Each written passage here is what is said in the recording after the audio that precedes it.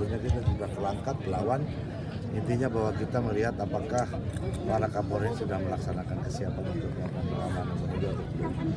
Kemudian yang kedua, bagaimana para Kapolri melakukan pendekatan dengan seluruh komunitas, karena pada akhirnya komunitas-komunitas inilah yang akan sangat berkontribusi aktif bagi perwujudan timnas. Oleh karena itu kita turun ke lapangan untuk mengecek dua hal itu, apakah Kapolres sudah siap untuk melaksanakan kegiatan pengamanan pelaksanaan pemilu, tahapan pemilu yang dilaksanakan. Yang kedua, bagaimana para Kapolres ini melakukan pendekatan kepada masyarakat untuk menyiapkan masyarakat itu tidak mudah diadu domba dalam pelaksanaan tahapan pemilu 2019. Harapan Bapak untuk dalam kunjungan ini, Pak? Harapan saya bahwa silaturahim yang kita laksanakan bersama-sama dengan komunitas yang ada di kabupaten kota adalah membuktikan bahwa satu, para Kapolri sudah kerja atau belum.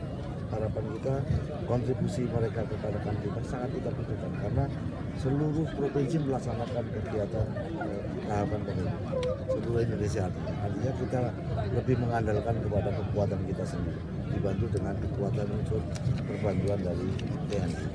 Tapi itu kan tidak cukup untuk bisa mengcover seluruh wilayah tanpa partisipasi dan dukungan masyarakat. Oleh karena itu, dengan silaturahmi yang sudah terjalin antara Kapolres dengan masyarakat, kita cek, mudah-mudahan ini semua akan sangat memberikan kontribusi positif bagi terpeliharanya kerukunan di dalam kehidupan masyarakat maupun terwujudnya pelaksanaan pemilu yang aman.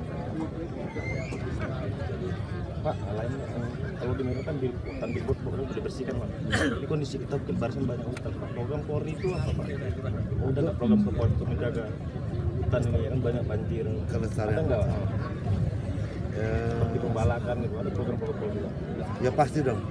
Pembalakan liar merupakan salah satu kejahatan yang menjadi prioritas dari 4 kejahatan konvensional, kemudian kejahatan transnasional, kemudian kejahatan terhadap kekayaan negara.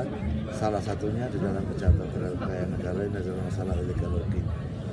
Di Tobasa sudah dilakukan penindakan, kemudian di Simalungun kita juga lakukan pengecekan bahwa memang tidak secara langsung penebangan yang dilaksanakan sekitar 6,5 kilo dari lokasi longsornya tanah, tapi ada penebangan di sana. Kita lagi cek apakah ada izinnya atau tidak. Kalau enggak, berarti di dalam kawasan APL dia harus ada izin pemotong kayunya, harus ada IPK-nya. Kalau enggak, dia akan kita proses.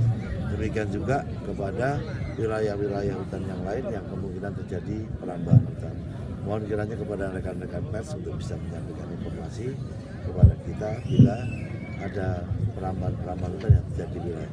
Karena kita juga tidak bisa mengawasi semua, dan mudah-mudahan dengan informasi apapun yang rekan-rekan sampaikan akan bisa kita lanjut untuk pengamanan hutan kita.